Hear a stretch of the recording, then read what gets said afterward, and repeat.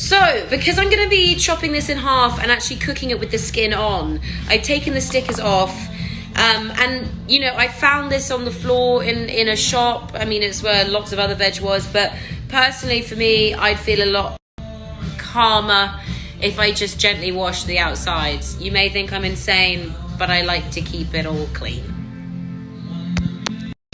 So, now, I'm going to basically get a spoon ready. And I'm just going to chop this all the way down the middle. Look at that color. I think that's my favorite color, that and cobalt blue, which weirdly I'm wearing. And we're gonna do the same for this one.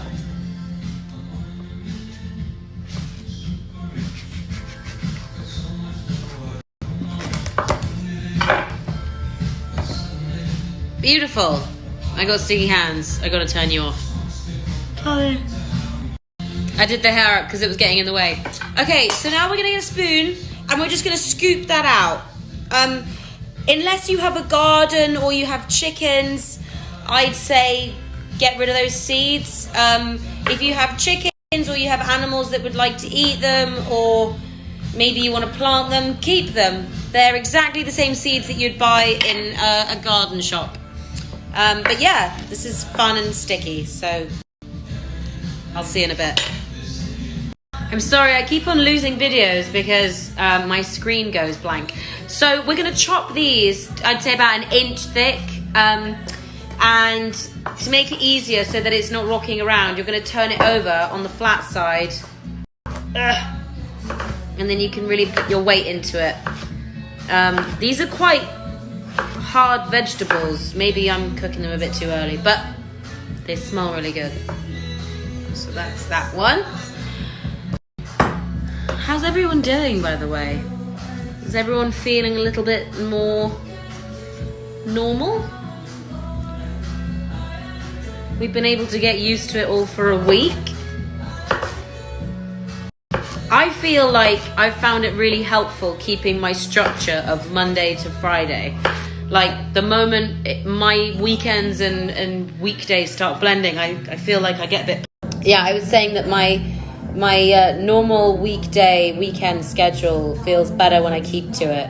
I got a bit panicky when my weekdays were blending into weekends. So that certainly helped. So what I'm going to do with these is I'm going to put them in that long pan just there. And then I'm also going to chop up the garlic now and basically douse it all in yummy olive oil. Okay? I ended up using 2 pans in the end because I am using a lot of butternut squash. But basically, this is what my pans look like now. Very pretty colours. I haven't put the olive oil on yet. Don't worry, that's coming. And then just smush them about a bit so that they're all covered underneath and on top with olive oil.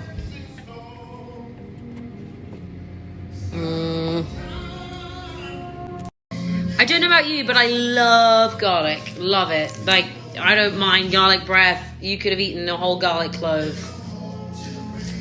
It doesn't do anything to me. I love it. It's actually more like perfume. So I'm going to use quite a lot of garlic. But for this portion, these aren't going to be diced up. They're not going to be chopped up fine at all. They are going to be halved. Halved? Does that make sense? I'm just going to basically chop them in half once with the skin still on. I always remember watching Jamie Oliver's shows, and all of his garlic would just look so tasty, and he wouldn't even chop it properly. He would like just chop that in half and put it amongst the vegetables, and it would look like the most amazing thing ever. So maybe this is a steal from him. Thanks, Jamie Oliver. So I just peppered and I salted my butternut squash. Those are all the halved little garlicky thingies hidden in amongst there. And they're going to go in now, and I'd say watch them. Certainly watch them.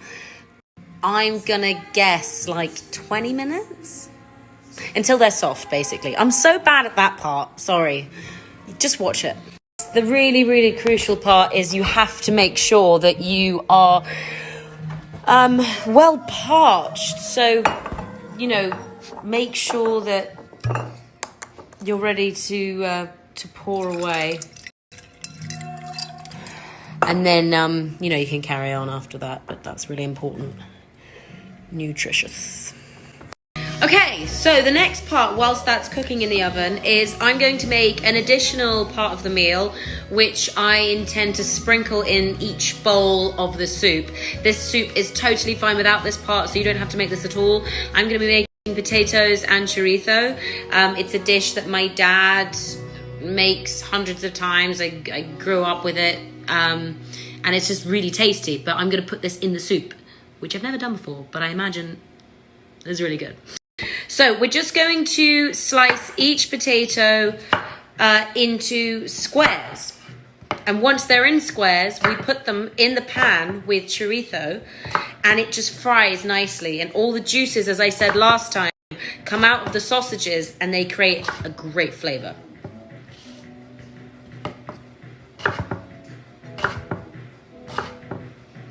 Yeah. So this is what my potatoes look like. As I said, they're little squares, and I've kept the skin on because I don't mind the skin on this dish. It's actually quite tasty. You can take it off if you want to. Next, I'm going to be chopping my sausage. It's my favorite bit because I get fed. Yay! So, this is what I was talking about the other day. All of those little bits of fat and flavors are all going to melt in the pan. And that's the thing, that's the flavor that I like. As I said, you do not have to put this in if you don't not want to. The small potatoes are going to cook just fine. In fact, you could put in, I'm sure you could put in a really good vegan sausage, or even some chunks of garlic, or, as you know, the other day when I put feta on my little ratatouille aubergine dish, you could put feta on those potatoes as well. It'll taste great. Today, I am going to use this sausage because it's tasty.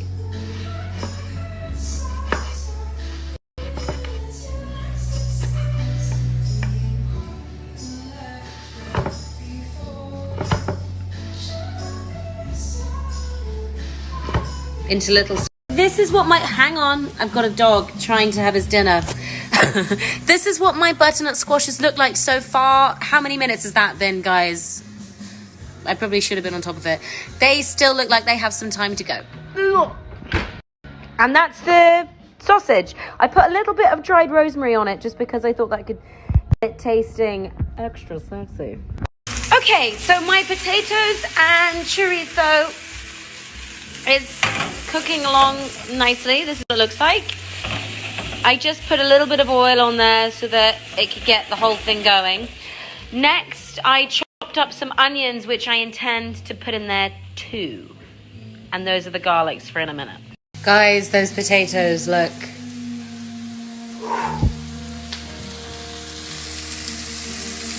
I'm in a relationship with my food. Oh no.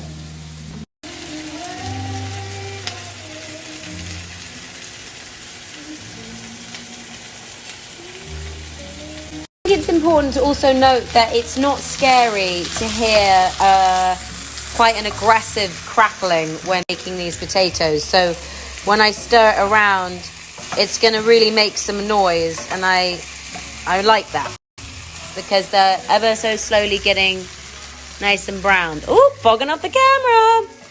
So I've just taken my butternut squash out of the oven just to have a little check. I was probably wrong with the timing that I told you all, but I'd say until it gets to, that lovely brown that you see there, and what you want to be able to do, I know this is a sharp knife, but it needs to be able to softly go in, just like that. Ever so softly go into the center. If it's still crunchy, pop them back in the oven.